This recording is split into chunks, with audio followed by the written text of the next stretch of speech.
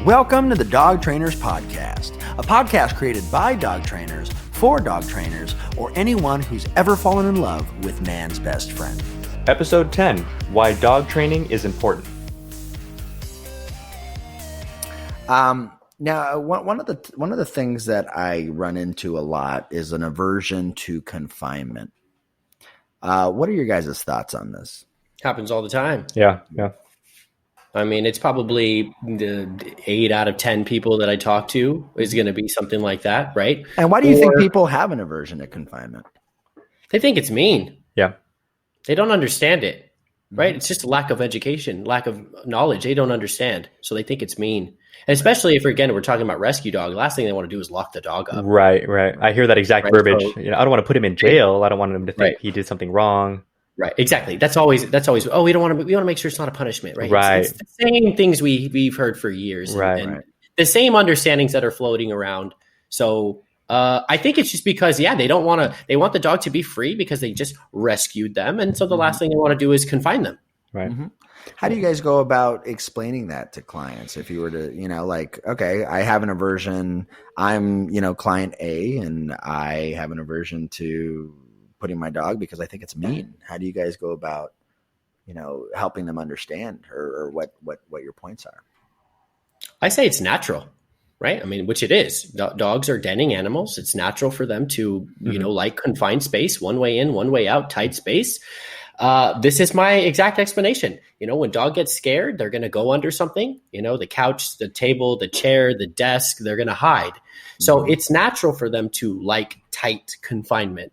And also then, now we need to talk about, so if it's natural for them, this is a place where they would sleep, eat their food, take their naps. They would go there to hang out. And then I bring in, it's basically your dog's room. Mm-hmm. I mean, right, this is your dog's room. So if you start to now bring it in towards teaching them like, this is kind of like a child, right? Child has their room. And one of the funny things I say is that, I just thought about this not too long ago, but where people will say, well, we don't want it to be a punishment. And I say, well, kids get sent to their room all the time. Yep.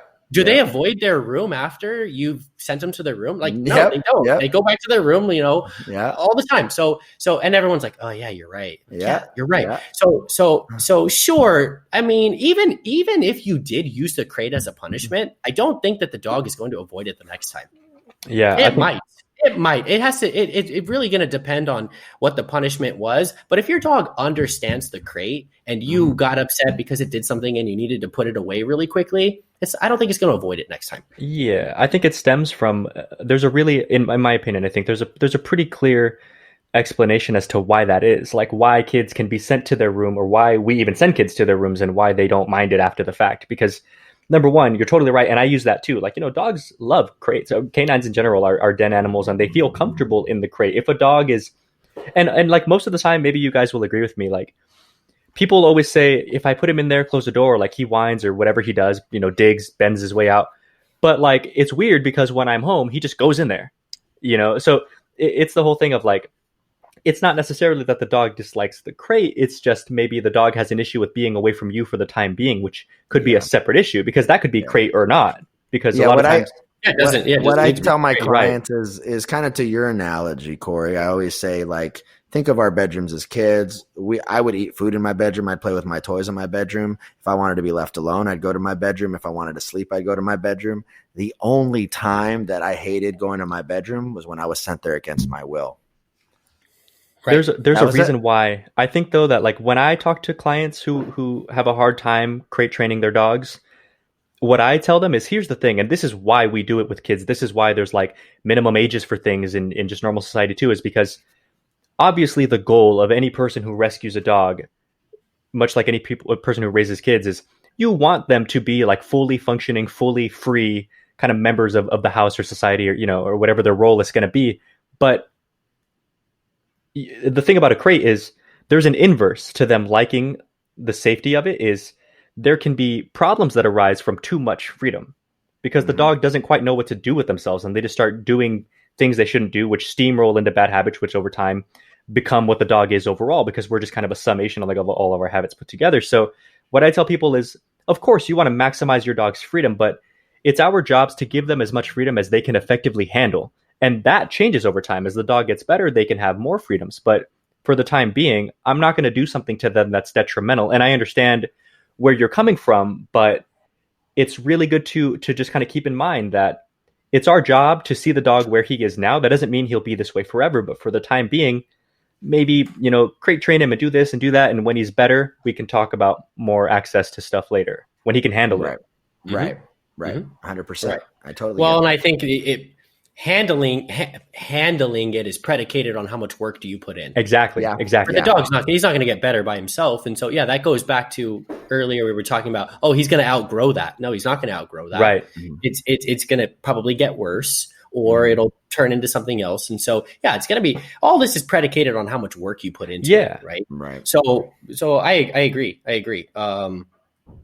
It's kind of like the kid thing, it's kind of like, the kids don't just learn how, that's what schooling is for, right? You teach them how to handle things, and then that's how they get better. So absolutely. Same thing with dogs. I would even argue it's more so with dogs, because kids, at least, like, we're all the same species. We speak the same language. Like, they can learn things kind of by proxy, whether they like necessarily go to school for it or not. A dog is largely stuck. And it's amazing how people who have like an older dog, let's say I've had clients that like adopted the dog as a puppy, like 4 or 5 months old. And then they call you when the dog's like 7 years old and has like a good bite history to them. And things have gone way wrong, like a long time ago. Mm-hmm. And what ends up happening is I'll meet with the people and kind of see them interact, and, and I'm like, man, it's like amazing how little the dog and the owners really know how to communicate with each other after like 6.5 years of being together. And it's because if you've never, the wonderful thing about obedience is it serves as a means of communication. Once I know how to ask something of a dog and my dog knows exactly what I want, and he also understands if you do it, there's rewards in it for you and stuff like that. We're no longer just kind of like roommates that live together. We're like actual family that depend on each other. We're like a team now. And, and it's amazing how often that gets overlooked, even when people have had dogs for a while. Yeah. I mean, it's for sure. I think, that's relationship development. Right. So and I think we have to explain that a lot of the times, because again, that comes down to people doing things too quickly. They're not ready for it. They themselves are not ready for it, and the relationship that they have with the dog is not ready for that. And I'm working with somebody right now where they're going to return the dog, and it's just because the relationship isn't strong enough yet for her to try to work on the issues, and then she try to do it too quickly. So to try to force the relationship, versus meeting the dog where it was. Right. So now we're kind of stuck at ground zero again. But that's just all about you're making sure that your relationship is strong enough for you to be able to guide that and guide the dog through those situations when they're ready for it. Right. When they're ready for it, and that comes down to our education, right? Because again, us educating the client, right? The client, the owner. Hey, you're not ready for that just yet, and work on these things, and right. Thank you for listening to the Dog Trainers Podcast, a podcast created by dog trainers for dog trainers, or anyone who's ever fallen in love with man's best friend. We'll see you next time.